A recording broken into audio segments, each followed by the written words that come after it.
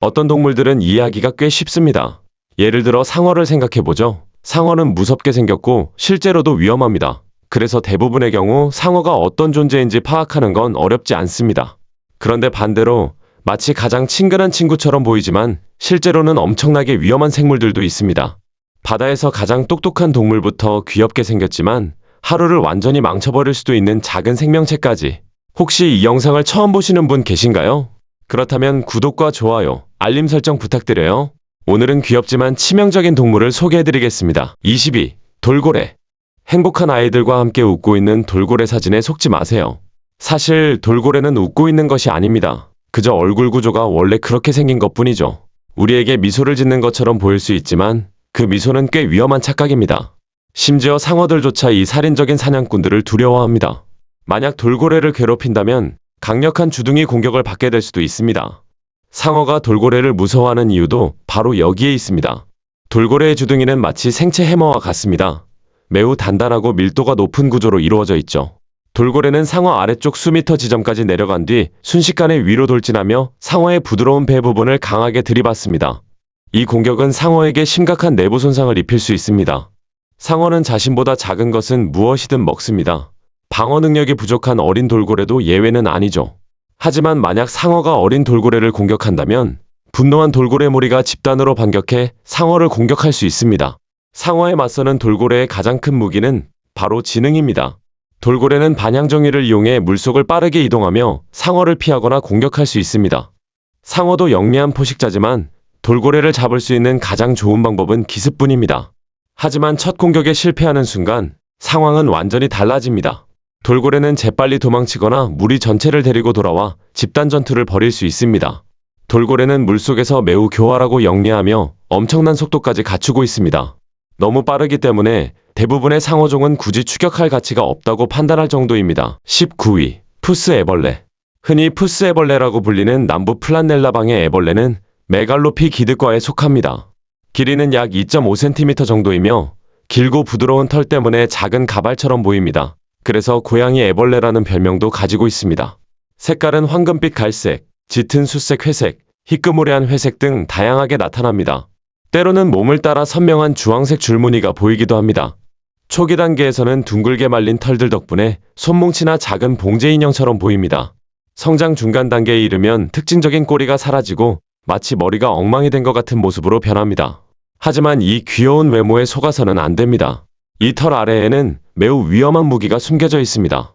털 속에는 독침이 들어있으며 사람 피부에 닿으면 극심한 통증을 유발합니다. 피해자들은 그 통증을 골절이나 심한 외상 혹은 심각한 화상에 비유하기도 합니다. 독침이 피부에 닿으면 출혈성 발진과 함께 강한 통증이 퍼져나갑니다. 증상으로는 화끈거림, 부기, 메스꺼움, 두통, 소화장애, 피부 발진 등이 나타날 수 있습니다. 심한 경우 가슴 통증, 마비 증상, 호흡곤란까지 발생할 수 있습니다. 이 귀여운 털뭉치는 절대 쓰다듬어서는 안 되는 생물입니다. 18위. 보거. 보거는 지구상에서 가장 독특한 생물 중 하나입니다. 바다는 물론이고 지구 전체를 통틀어 봐도 상당히 특이한 동물이죠. 마인크래프트를 해본 사람이라면 보거의 방어 능력을 잘 알고 있을 겁니다. 위협을 받으면 순식간에 물이나 공기를 들이마셔 몸을 크게 부풀립니다. 그러면 느슨했던 피부가 팽창하고 온몸에 가시가 곤두서면서 포식자 입장에서는 훨씬 먹기 어려운 존재가 됩니다. 동물 세계에서 화려한 색은 종종 경고의 의미를 가집니다. 보거 역시 예외가 아닙니다. 전 세계에는 약 120종의 보거가 존재하며 크기와 모양도 다양합니다. 하지만 바닷속 고슴도치처럼 보이는 이 생물은 무시무시한 무기를 숨기고 있습니다. 바로 테트로도톡신이라는 독입니다. 이 독은 청산가리보다 약 1200배나 강력합니다. 한 마리의 보거에 들어있는 독만으로도 최대 30명을 죽일 수 있으며 해독제도 존재하지 않습니다. 놀랍게도 이렇게 위험한 보거는 일본에서 고급 요리로 취급됩니다. 독이 있는 부위는 매우 정밀하게 제거해야 하며 요리사가 실수하면 손님이 목숨을 잃을 수도 있습니다. 일부 미식가들은 입술이 살짝 저릿해지는 감각을 즐기기도 합니다. 이는 미량의 독이 남아있을 때 나타나는 현상으로 가벼운 마비감과 약간의 행복감을 느끼게 합니다. 재미있는 이야기 하나를 하자면 저는 일본에서 보거인 줄도 모르고 먹은 적이 있습니다. 몇 시간 동안 입술이 완전히 마비되자 정말 죽는 줄 알았습니다. 17위. 화식조. 오늘날 많은 과학자들은 대부분의 공룡이 현대 파충류처럼 비늘이 아니라 깃털을 가지고 있었을 것으로 생각합니다. 새가 공룡의 직계 후손이라는 사실이 밝혀졌기 때문이죠. 그리고 호주에 사는 화식조는 이러한 이론을 더욱 설득력 있게 보여줍니다. 현조라는 동물 중 가장 공룡을 닮은 동물로 여겨지기 때문입니다. 화식조는 흔히 세상에서 가장 위험한 새라고 불립니다. 평소에는 사람이나 반려견을 경계하지만 필요하다면 주저없이 공격합니다. 공격이 시작되면 매우 위험해질 수 있습니다. 강력한 부리와 날카로운 발톱을 가지고 있기 때문입니다. 사망 사례는 많지 않지만 실제로 여러 건이 기록되어 있습니다. 화식조는 자신의 모습을 경쟁자로 착각해 자동차를 공격하거나 창문을 깨기도 합니다. 아마 완두콩만한 뇌를 가진 공룡 조상의 유산일지도 모르겠습니다. 현재 호주 열대우림에는 약 2,000마리 정도만 남아 있습니다. 주된 원인 중 하나는 야생화된 돼지 약 2,400만 마리입니다. 이들은 수많은 토착 동식물 종의 멸종에 영향을 주었습니다. 어쩌면 이 유명한 성질 급한 새를 보호하기 위해 더 적극적인 조치가 필요한지도 모르겠습니다. 16위. 폭격수 딱정벌레. 커다란 눈과 통통한 몸을 가진 폭격수 딱정벌레는 얼핏 보면 꽤 귀엽게 보입니다. 하지만 위협을 받는 순간 상황은 완전히 달라집니다. 이 딱정벌레는 배끝에서 거의 끓는 물에 가까운 온도의 독성 액체를 분사합니다. 분사 방식도 다양합니다. 천천히 새어나오기도 하고 피부에 화상을 입힐 정도의 강력한 분사 형태로 발사되기도 합니다. 이 부식성 액체는 포식자의 눈과 호흡기를 자극하며 강한 통증을 유발합니다. 딱정벌레는 몸을 돌려 위협의 방향을 정확히 조준하기도 합니다. 일부 아프리카산 폭격수 딱정벌레는 분사기관이 약 270도까지 회전할 수 있습니다. 덕분에 몸 아래쪽까지 포함해 거의 모든 방향으로 화학물질을 뿜어낼 수 있습니다. 이 과정에서는 매우 강한 발열 반응이 일어납니다. 액체의 온도는 섭씨 100도를 넘어가며 일부가 즉시 증발합니다. 생성된 압력은 내부 기관을 보호하는 역할도 합니다. 그리고 뜨거운 액체가 밖으로 분출될 때는 작은 폭발음 같은 소리가 들립니다. 이 딱정벌레의 분비선에는 하이드로퀴논과 과산화수소가 들어있습니다. 덕분에 연속으로 최대 20번까지 분사할 수 있으며 일부 작은 포식자에게는 치명적일 수도 있습니다. 창조론자들과 지적설계론자들은 종종 이 딱정벌레의 방어체계를 예로 들며 설명하기 어려운 복잡성을 주장합니다. 하지만 많은 생물학자들은 이러한 구조 역시 점진적인 진화를 통해 형성될 수 있다고 설명합니다. 15위. 큰 개미 할기. 큰 개미 할기는 이빨도 없고 시력과 청력도 좋지 않지만 생각보다 매우 위험할 수 있습니다. 최근 브라질 북부에서 발생한 사례에 따르면 큰 개미 할기의 격렬한 공격으로 사냥꾼 한 명이 목숨을 잃었습니다. 더 놀라운 점은 그로부터 불과 2년 전에도 비슷한 사고로 또 다른 사람이 사망했다는 것입니다.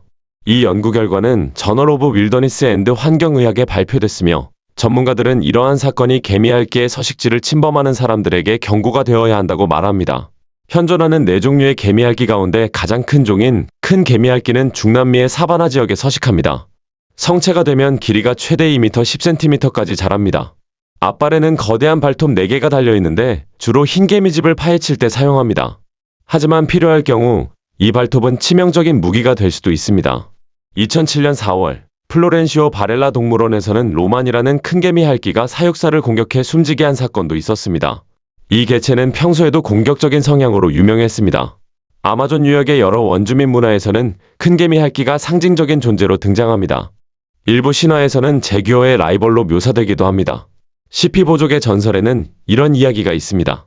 어느 날 제규어와 개미핥기가 물속에서 오래 버티기 대결을 하기로 했습니다. 두 동물은 물에 들어가기 전 각자의 가죽을 벗어두었습니다. 그런데 개미핥기가 먼저 물 밖으로 나와 제규어의 가죽을 훔쳐 입어버렸습니다.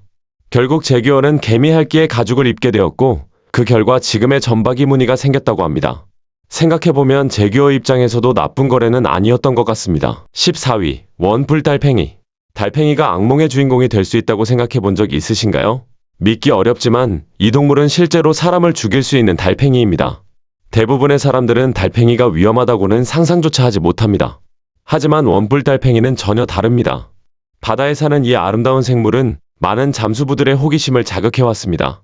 그리고 일부는 그 대가를 혹독하게 치렀습니다. 위협을 느끼면 원뿔 달팽이는 바늘처럼 날카로운 침 모양의 기관을 내밉니다. 이 기관은 매우 강력한 독을 주입할 수 있습니다. 한 번의 공격으로 최대 10명을 죽일 수 있을 정도의 독을 가지고 있으며 잠수장갑도 뚫을 만큼 강력합니다. 더 무서운 점은 공격당한 사실조차 바로 알아차리지 못할 수 있다는 것입니다. 독과 함께 강력한 진통제가 주입되기 때문입니다. 게다가 현재까지도 이 독에 대한 해독제는 존재하지 않습니다. 독에 노출되었다면 할 수 있는 일은 몸이 버텨주기를 바라는 것뿐입니다. 그러니 이달팽이와는 절대 장난치지 않는 것이 좋겠습니다. 13위. 안장애벌레. 안장애벌레는 북아메리카에 서식하는 한 나방의 애벌레 단계입니다. 멕시코에서도 발견됩니다. 몸은 주로 초록색이며 양 끝은 갈색입니다. 등 중앙에는 안장처럼 생긴 커다란 흰색 무늬가 있고 그 한가운데 갈색 점이 자리하고 있습니다. 몸 양쪽 끝에는 두 개의 살집 있는 뿔 같은 돌기가 튀어나와 있습니다. 이 부분을 포함해 몸 대부분은 독이 있는 가시털로 덮여 있습니다. 사람이 이 털에 닿으면 독이 전달됩니다. 피해자는 메스꺼움과 함께 매우 고통스러운 발진과 부기를 경험하게 됩니다. 드물지만 심한 경우 급성 두드러기 같은 전신 반응이 발생할 수 있습니다. 두통, 소화기 장애, 호흡곤란, 아나필락시스 쇼크, 적혈구 파괴, 출혈 등이 보고되기도 했습니다. 털이 피부에 박혔다면 가능한 한 빨리 제거해야 독이 퍼지는 것을 막을 수 있습니다. 이 털들은 애벌레 몸뿐 아니라 주변 물체나 고치에도 남아있을 수 있습니다.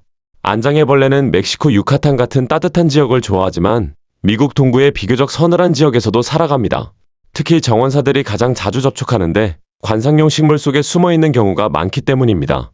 이 애벌레는 세상에서 가장 고통스러운 독침을 가진 애벌레 가운데 하나로 알려져 있습니다. 12위. 붉은 솔베간팽. 가장 위험한 전갈고기류 중 하나가 바로 붉은 솔베간팽입니다. 붉은색, 흰색, 검은색 줄무늬와 수많은 독가시를 가진 모습은 매우 아름답습니다. 하지만 외모와 달리 무시무시한 포식자입니다. 입안에 들어갈 수 있는 크기의 생물이라면 거의 무엇이든 먹어치웁니다. 자연 상태에서는 사실상 천적도 거의 없습니다. 상어나 대형 해양생물이 공격하는 사례가 관찰되기는 하지만 매우 드뭅니다. 원래는 남태평양과 인도양의 산호초와 석호 지역에서 살아갑니다.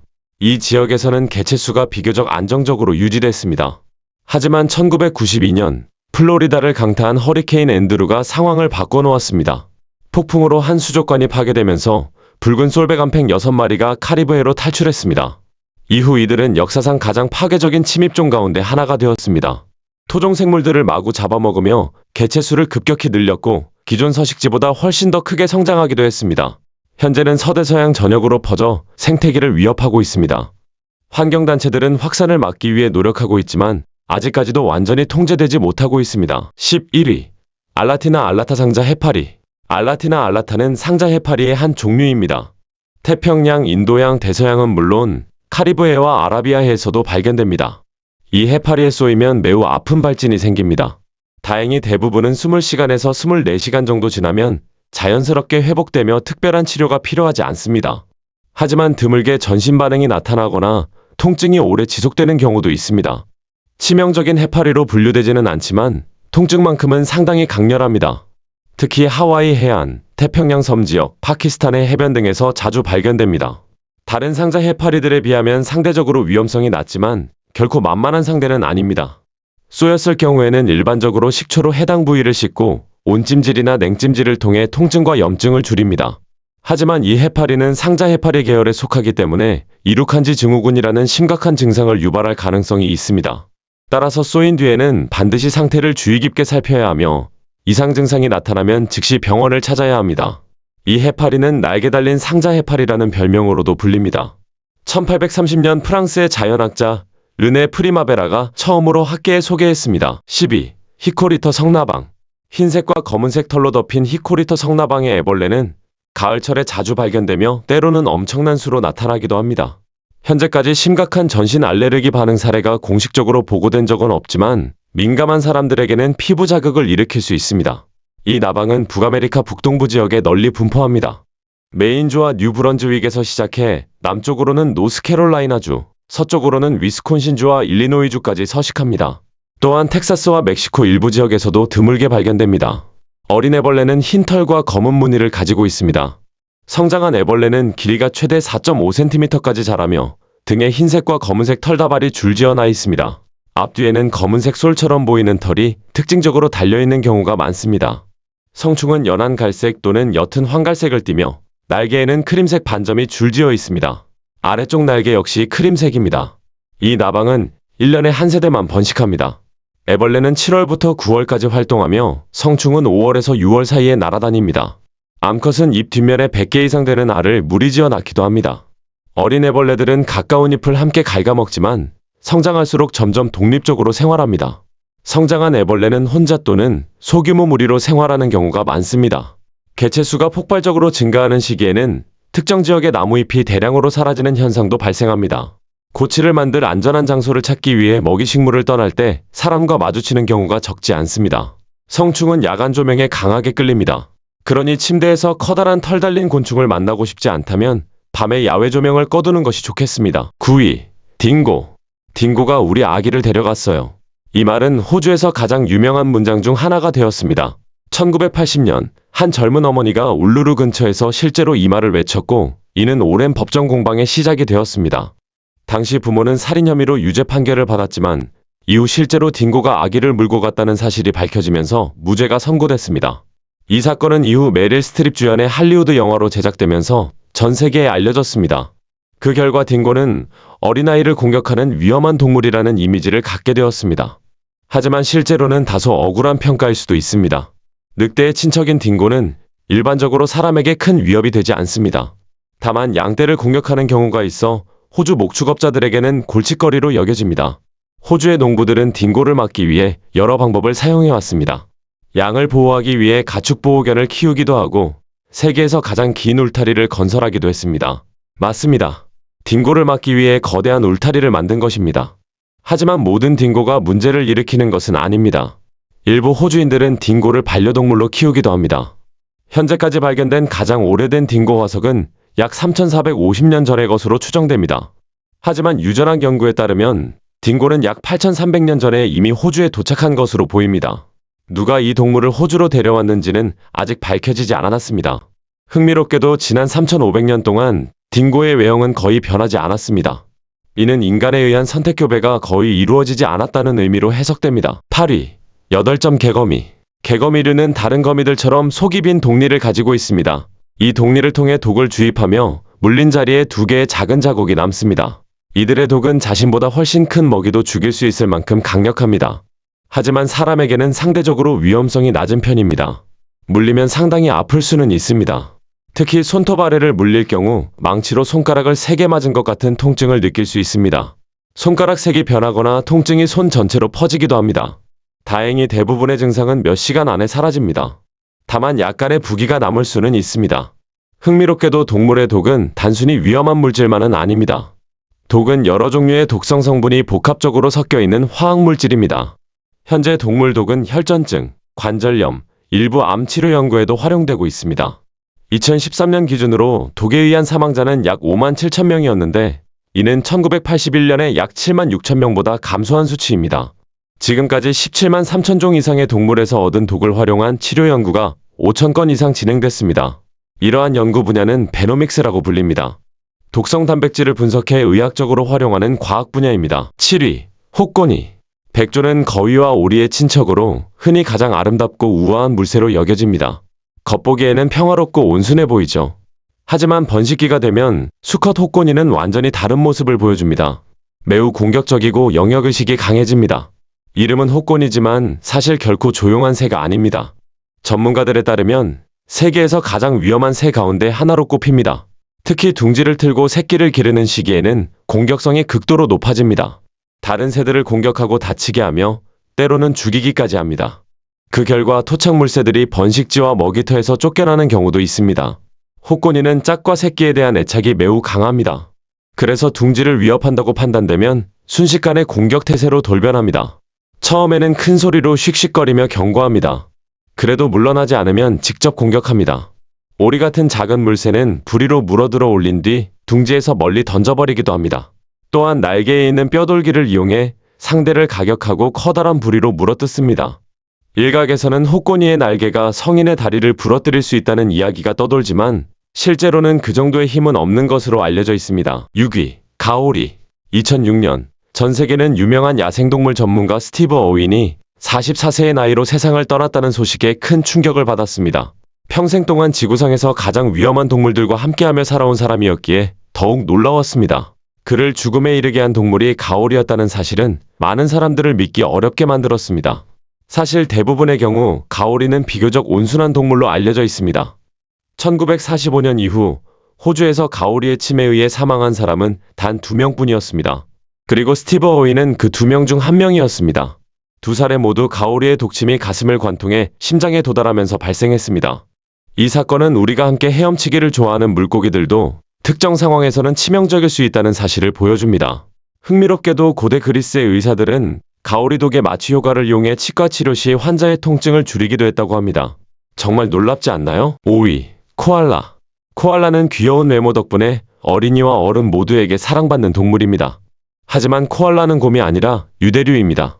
그리고 겉모습만 보고 판단해서는 안 됩니다. 평화롭고 순해 보이지만 실제로는 상당히 공격적일 수 있으며 강력한 턱과 이빨을 가지고 있습니다. 그래서 코알라와 접촉하려 할 때는 반드시 주의해야 합니다. 특히 사람과의 접촉에 익숙하지 않은 야생 코알라라면 더욱 조심해야 합니다. 코알라는 보통 위협을 느낄 때만 공격합니다. 예를 들어 사람이 지나치게 가까이 다가오거나 새끼가 위험에 처했다고 판단하면 공격적인 행동을 보일 수 있습니다. 코알라들끼리도 싸움을 벌이는 경우가 있습니다. 이 유대류는 엄청난 식성을 자랑합니다. 성체가 되면 하루에 최대 1kg의 유칼립투스 잎을 먹습니다. 하지만 아무 잎이나 먹는 것은 아닙니다. 가장 건강하고 맛있는 잎만 골라 먹는 매우 까다로운 미식가입니다. 유칼립투스 잎은 독성이 있고 소화하기도 매우 어렵습니다. 그런데 코알라는 특별한 소화기관 덕분에 이런 잎을 문제없이 분해할 수 있습니다. 코알라에 대한 최초의 기록은 1798년 1월 26일에 남겨졌습니다. 당시 뉴사우스웨일스 총독의 보좌관이었던 존 프라이스가 블루마운틴을 탐험하던 중 이 동물을 발견했습니다. 그는 이 동물을 쿨로웬이라고 기록했습니다. 그러나 그의 기록은 거의 100년이 지난 뒤에야 공식적으로 출판되었습니다. 1802년에는 프랑스 탐험가 프랑시스 루이 바리에가 코알라를 목격하기도 했습니다. 그는 원주민 안내인들이 식용으로 사용할 코알라, 다리를 들고 있는 모습을 보았습니다. 유럽에 살아있는 코알라가 처음 도착한 것은 1881년이었습니다. 런던 동물학회로 보내졌지만 안타깝게도 사고로 목숨을 잃었습니다. 무거운 뚜껑에 떨어져 빠져나오지 못한 것이 원인이었다고 합니다. 정말 안타까운 일이었습니다. 4위. 브라질 무지개보아. 브라질 무지개보아는 피부 구조 덕분에 무지갯빛으로 반짝이는 환상적인 외형을 가지고 있습니다. 마치 홀로그램처럼 빛나는 모습 때문에 많은 사람들의 사랑을 받고 있습니다. 야행성 동물이라 밤에 가장 활발하게 활동합니다. 또한 반수목성 동물이기 때문에 나무 위와 땅 위를 모두 오가며 생활합니다. 수영 실력도 뛰어나 물속에서 시간을 보내는 경우도 많습니다. 브라질 무지개보아는 반려동물 시장에서 가장 널리 거래되는 무지개보아 종류입니다. 1980년대와 1990년대 초반에는 수리남에서 대량으로 수출되기도 했습니다. 현재는 수출량이 줄어들었고 대부분 인공번식 개체가 판매되고 있습니다. 적절한 관리를 받으면 사육 환경에서 최대 30년까지 살 수 있습니다. 수컷은 보통 1.5m에서 1.8m 정도 자랍니다. 암컷은 더 커서 1.8m에서 최대 2m 10cm까지 성장할 수 있습니다. 아무리 커도 한 사람이 충분히 다룰 수 있는 크기입니다. 하지만 어린 무지개보아는 상당히 공격적인 편입니다. 자연 상태에서는 수많은 포식자들에게 노출되기 때문입니다. 그래서 사람에게도 쉽게 경계심을 보입니다. 꾸준히 다루며 적응시키는 과정이 필요합니다. 3위. 황금 도깨구리. 길이가 겨우 1.3cm에서 6.4cm 정도밖에 되지 않는 작은 개구리입니다. 이 정도 크기의 개구리가 위험할 리 없다고 생각할 수 있습니다. 하지만 완전히 틀렸습니다. 파란색, 초록색, 노란색, 검은색 등 매우 선명한 색깔을 띠고 있는데 이는 포식자들에게 보내는 경고 신호입니다. 나를 건드리지 마라. 황금 도깨구리는 아마존 열대우림의 습한 아열대 및 열대숲에서 살아갑니다. 원주민들은 이 개구리의 독을 화살촉에 발라 사용했습니다. 그래서 독화살개구리라는 이름이 붙게 되었습니다. 이 독이 묻은 화살이 적을 맞히면 숲에서 가장 강력한 독 가운데 하나가 몸속으로 들어가게 됩니다. 가장 독성이 강한 황금 도깨구리의 경우 독 한 마리만으로 성인 남성 20명을 죽일 수 있다고 알려져 있습니다. 물론 일부 뱀종은 이 독에 대한 면역력을 진화시켜 이런 개구리를 먹기도 합니다. 흥미롭게도 이 독에는 의학적으로 매우 가치 있는 성분도 포함되어 있습니다. 그 중에는 모르핀보다 200배 강력한 진통 효과를 가진 물질도 있습니다. 또한 심장 기능을 돕는 성분과 식욕 억제 성분도 발견되었습니다. 2위. 줄무늬 닥터피쉬. 이 화려한 물고기는 길이가 약 30cm 정도이며 인도양과 서태평양에 서식합니다. 하와이, 폴리네시아, 필리핀, 일본 주변 바다에서 특히 흔하게 볼 수 있습니다. 해저를 따라 이동하며 산호초 지역에서 자주 발견됩니다. 대보초 인근에서도 쉽게 관찰할 수 있습니다. 바닷속 세계에서는 거의 모든 생물이 서로를 먹으려 합니다. 위에서 덮쳐오는 포식자는 늘 위협적인 존재입니다. 하지만 줄무늬 닥터피쉬는 크게 걱정하지 않는 것처럼 보입니다. 그 이유는 등에 매우 날카로운 가시를 가지고 있기 때문입니다. 마치 외과 의사의 메스처럼 생긴 가시가 줄지어 나 있어 닥터피쉬라는 이름이 붙었습니다. 더 놀라운 사실은 이 가시에 독까지 있다는 점입니다. 이 가시는 깊은 상처를 입힐 수 있을 뿐 아니라 매우 고통스러운 독도 주입합니다. 미국령 사모아 주민들 사이에서는 특히 위험하고 위압적인 물고기로 알려져 있습니다. 1위, 에메랄드 그린핏 바이퍼. 스리랑카가 원산지인 에메랄드 그린핏 바이퍼는 매우 위험한 독사입니다. 현존하는 뱀 가운데서도 특히 화려한 색깔을 자랑하며 많은 사람들의 시선을 사로잡습니다. 야행성이며 주로 나무 위에서 생활합니다. 하지만 먹이를 사냥하기 위해 가끔 땅으로 내려오기도 합니다. 아침 시간에는 낮은 관목 위에 앉아있는 모습을 자주 볼 수 있습니다. 이 뱀은 스리랑카 전역의 다양한 기후 지역에 널리 분포합니다. 다만 해발 1000m 이상의 고지대와 매우 건조한 지역에서는 거의 발견되지 않습니다. 농장 주변에서도 흔히 볼 수 있습니다. 에메랄드 그린핏 바이퍼는 알을 낳지 않고 새끼를 직접 출산합니다. 주로 6월에서 7월 사이에 새끼를 낳으며 한 번에 평균 5마리에서 30마리 정도를 출산합니다. 이 뱀은 뛰어난 위장 능력을 가지고 있습니다. 그래서 주변 환경에 완벽하게 녹아들 수 있습니다. 대부분의 경우 사람을 공격하기보다 도망치는 것을 선택합니다. 하지만 독은 매우 강력합니다. 물리면 극심한 통증과 심한 부종이 발생할 수 있습니다. 드물게는 치명적인 결과로 이어질 수도 있습니다. 따라서 이 뱀에게 물렸다면 즉시 병원으로 가야 합니다. 절대 방치해서는 안 됩니다. 오늘 소개해드린 동물들 가운데 여러분의 악몽에 등장할 것 같은 동물은 무엇인가요? 겉보기에는 귀엽고 아름다워 보여도 실제로는 매우 위험한 생물들이 많다는 사실을 알 수 있었습니다. 그렇다면 여러분이 생각하는 가장 위험한 귀요미 동물은 무엇인가요? 댓글로 여러분의 생각을 남겨주세요. 그리고 다른 흥미로운 영상들도 꼭 확인해 보시기 바랍니다. 시청해주셔서 감사합니다. 다음 영상에서 뵙겠습니다.